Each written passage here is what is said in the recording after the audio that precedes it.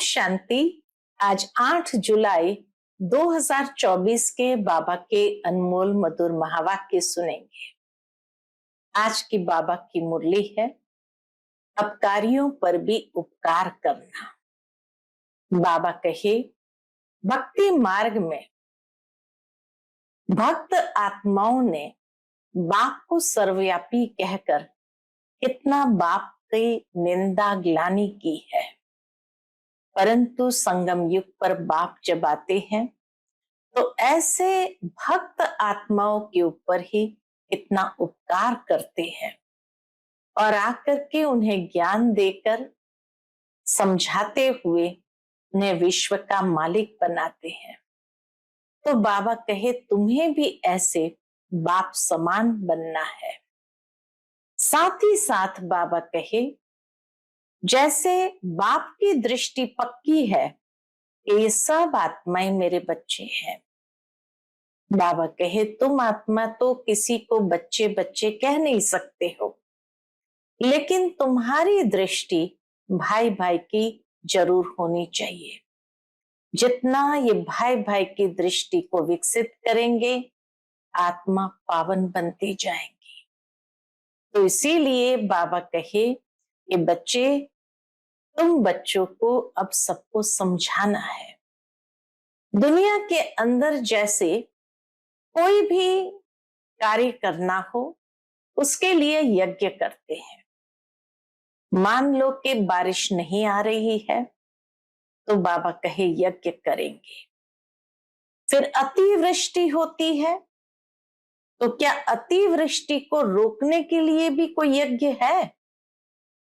बाबा कहे, लोगों से पूछो तुम कि अनावृष्टि हो उसके लिए तो यज्ञ करते हैं, लेकिन क्या अतिवृष्टि जब होती है तो उसके लिए भी वर्षा को बंद करने का कोई उपाय है?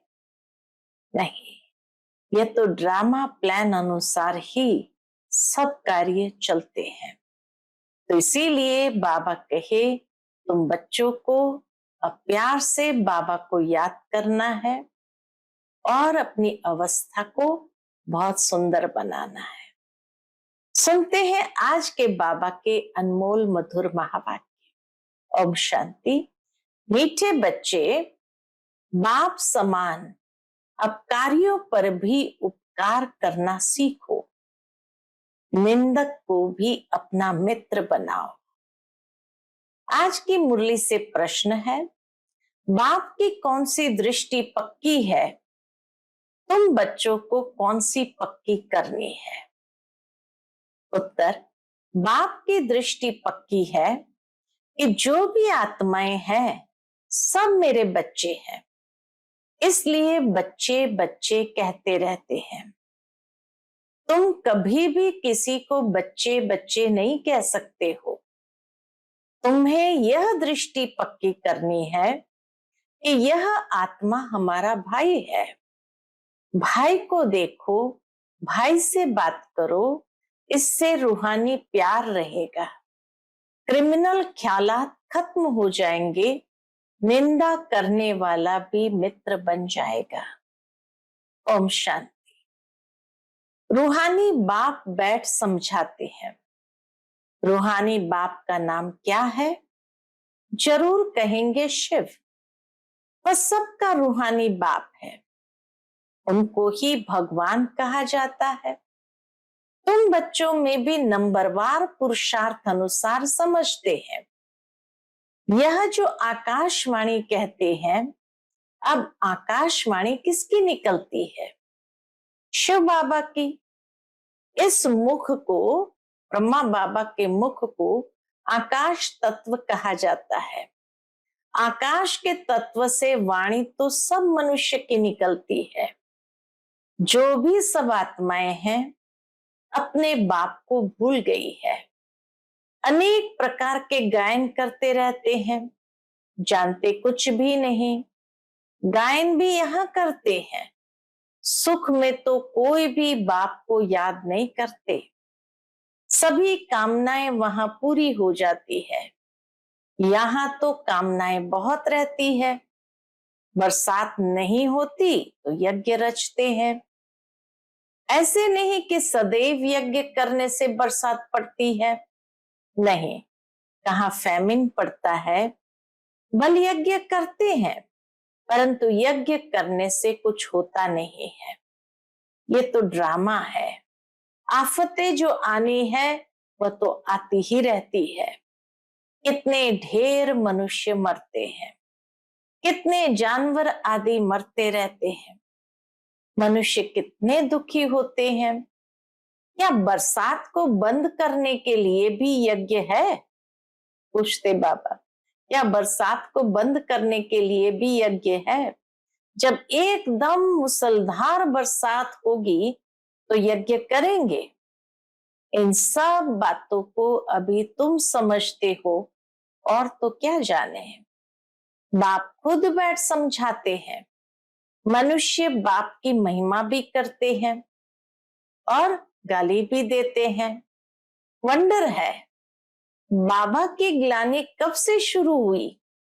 जब से रावण राज्य शुरू हुआ है। मुख्य ग्लानि की है कौन सी? जो ईश्वर को सर्वव्यापी कहा है, इसी से ही गिर पड़े हैं। गायन है, निंदा हमारी जो करे मित्र हमारा सो। अब सबसे जास्ती ग्लानि किसने की है? बाबा कहे सबसे जास्ती ग्लानि किसने की है? तुम बच्चों ने। अब फिर मित्र भी तुम बनते हो। यो तो ग्लानि सारी दुनिया करती है, उनमें भी नंबर 1 तुम हो, फिर तुम ही मित्र बनते हो। सबसे नजदीक वाले मित्र है बच्चे। बाबा ने आकर के जो भक्त ने आदि से लेकर बाप की ग्लानि की, उनको ही अपना बनाया, मित्र बना दिया, तो अपकारी पर उपकार किया। तो सबसे नजदीक वाले मित्र है बच्चे। बेहद का बाप कहते हैं हमारी निंदा तुम बच्चों ने की है, अपकारी भी तुम बच्चे बनते हो। ड्रामा कैसा बना हुआ है? यह है विचार सागर मंथन करने की बातें। विचार सागर मंथन का कितना अर्थ निकलता है, कोई समझ न सके।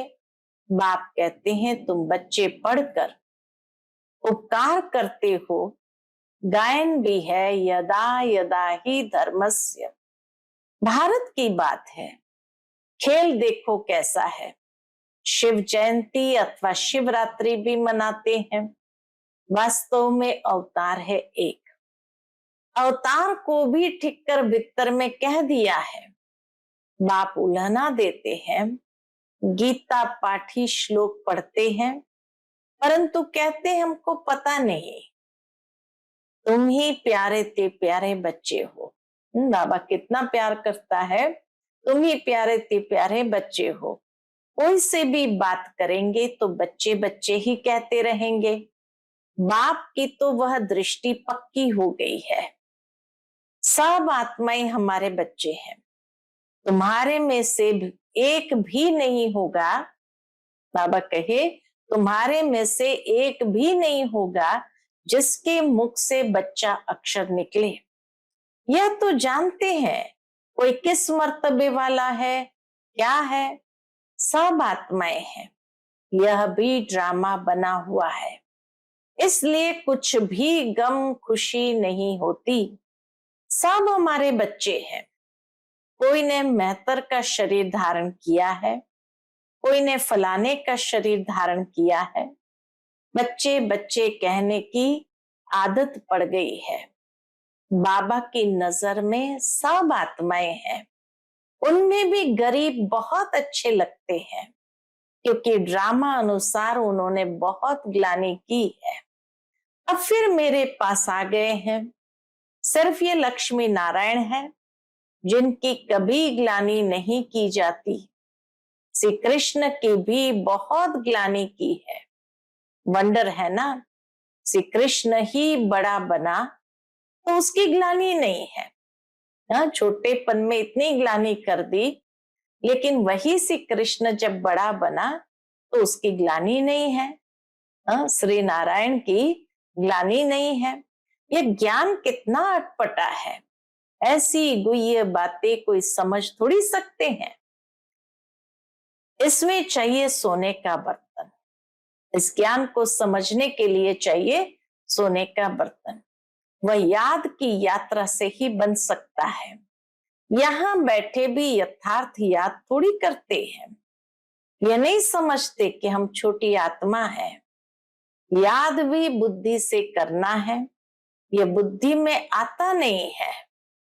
छोटी सी आत्मा वह हमारा बाप भी है, टीचर भी है। ये बुद्धि में आना भी असंभव हो जाता है। बाबा बाबा तो कहते हैं, दुख में सिमरण सब करते हैं।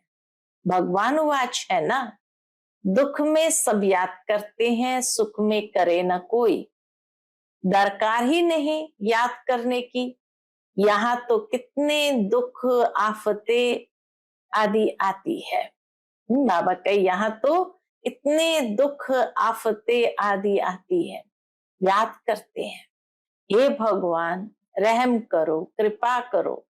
अब भी बच्चे बनते हैं तो भी लिखते हैं, कृपा करो, शक्ति दो, रहम करो। बच्चे बनने के बाद भी कभी कभी ये भक्ति के संस्कार इमर्ज हो जाते हैं।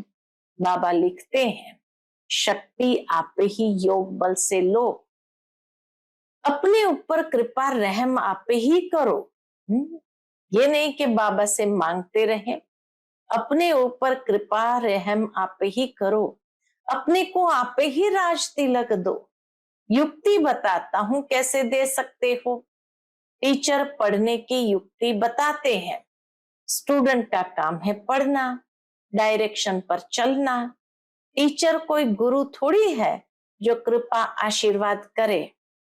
जो अच्छे बच्चे होंगे वह दौड़ेंगे। हर एक स्वतंत्र है, जितना दौड़ी लगानी है वह लगाए। याद की यात्रा ही दौड़ी है। एक एक आत्मा इंडिपेंडेंट है।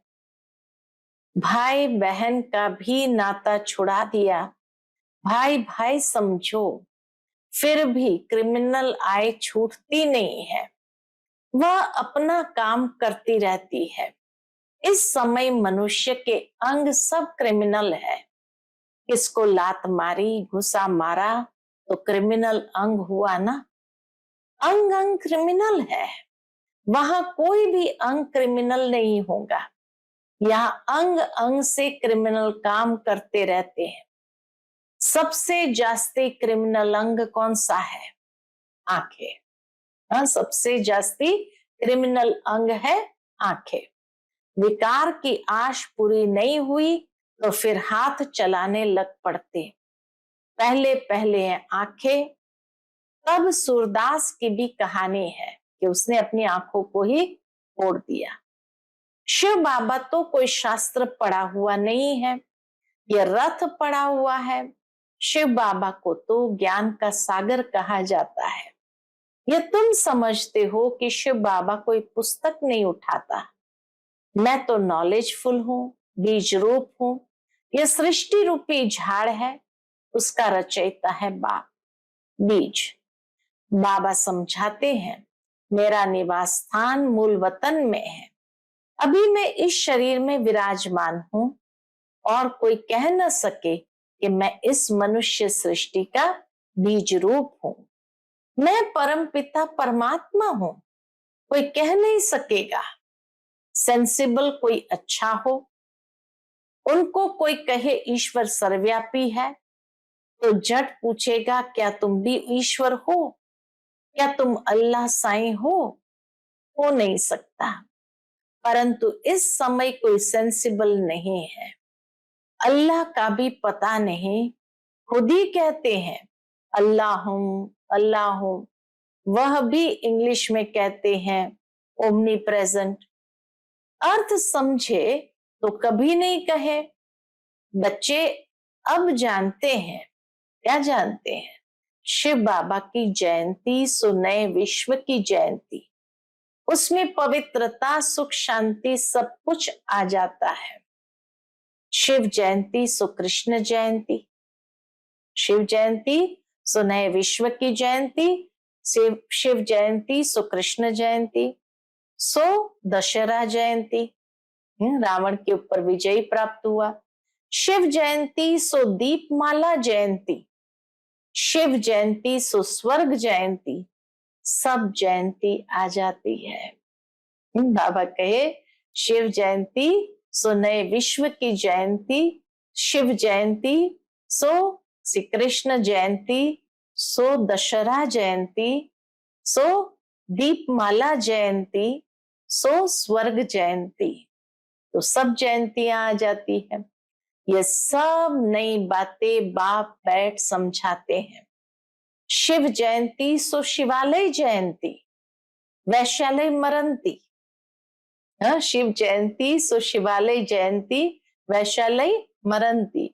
सब नई बातें बाप बैठ समझाते हैं। शिव जयंती सो नए विश्व की जयंती। चाहते तो है ना विश्व में शांति हो, तुम कितना भी अच्छी रीति समझाते हो, जगते ही नहीं। अज्ञान अंधेरे में सोए पड़े हैं ना। भक्ति करते सीढ़ी नीचे उतरते जाते हैं। बाप कहते हैं मैं आकर सबकी सदगति करता हूं। स्वर्ग और नरक का राज तुम बच्चों को बाप समझाते हैं। अखबारें जो तुम्हारी ग्लानि करती है उनको लिख देना चाहिए, निंदा हमारी जो करे मित्र हमारा सोई। शुरू में कलकत्ते में बहुत अखबार में ग्लानि की बातें निकली थी।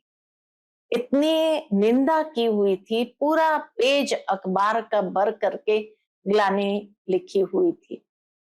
तो बाबा के बच्चे आए बाबा के पास और साकार बाबा को कहा बाबा हमें इसके पर केस करना चाहिए, अखबार वाले पर भी और जिसने लिखा है उस पर भी। तो बाबा ने कहा नहीं बच्चे, निंदा हमारी जो करे मित्र हमारा सोए। तो आश्चर्य में पड़ गए बाबा के बच्चे, ऐसे कैसे? तो फिर बाबा ने बैठ समझाया कि बच्चे एक पेज अखबार का लेना कितने हजार रुपए लगते हैं। एक पेज पर कुछ छपाना हो, कोई एड भी छपानी हो तो भी सारे पेज पर कितने लाखों रुपए लगते हैं, तब जाकर के एक पेज हम कुछ छपा सकते हैं। अब बाबा कहे बच्चों के पास तो इतने पैसे नहीं कि पूरा पेज कुछ छपा सके। अब ये जो छपा है भले निंदा की है लेकिन छपा है, लोग पढ़ेंगे तो सही। अब लोग पढ़ेंगे उसमें से 50% इतना तो समझेंगे या सोचेंगे चलो जाकर देखे सही है या नहीं है। आकर देखेंगे, जब आकर के देखेंगे ज्ञान समझेंगे तो उसमें 25% तो ज्ञान को यथार्थ रीति समझ कर बाबा के बच्चे बनेंगे। तो इनडायरेक्टली हमारी सेवा कर रहे हैं। इसलिए कहा जाता निंदा हमारी जो करे मित्र हमारा सोए। तो बाबा कहे उस बच्चे को जाकर टोली दे के आओ, उसने इतना अच्छा सेवा का कार्य किया है। और फिर बाबा ने भविष्यवाणी की थी कि जिस अखबार द्वारा ही निंदा हुई है आगे चल करके यही अखबारों द्वारा बाप की प्रत्यक्षता भी होगी। तो ये बाबा का वो इंसिडेंट है। तो बाबा कहे तुम्हारी ग्लानि करते हैं उनको लिख देना चाहिए, निंदा हमारी जो करे मित्र हमारा सोई। तुम्हारी भी सदगति हम जरूर करेंगे, जितनी चाहिए उतनी गाली दो। ईश्वर की ग्लानि करते हैं, हमारे की तो क्या हुआ? जब ईश्वर की करते हैं तो हमारे की तो क्या हुआ? तुम्हारी सदगति हम जरूर करेंगे, नहीं चाहेंगे तो भी नाक से पकड़ करके ले जाएंगे। डरने की तो बात नहीं। जो कुछ करते हैं कल्प पहले भी किया है, हम बीके तो सबकी सदगति करेंगे। अच्छी तरह से समझाना चाहिए। अबलाओं पर अत्याचार तो कल्प पहले भी हुआ था, यह बच्चे भूल जाते हैं। बाप कहते हैं बेहद के बच्चे सब हमारी ग्लानि करते हैं। सबसे प्यारे मित्र बच्चे ही लगते हैं। बच्चे तो फूल होते हैं। बच्चे को माँ बाप चुम्बन करते हैं, माथे पर चढ़ाते हैं, उनकी सेवा करते हैं।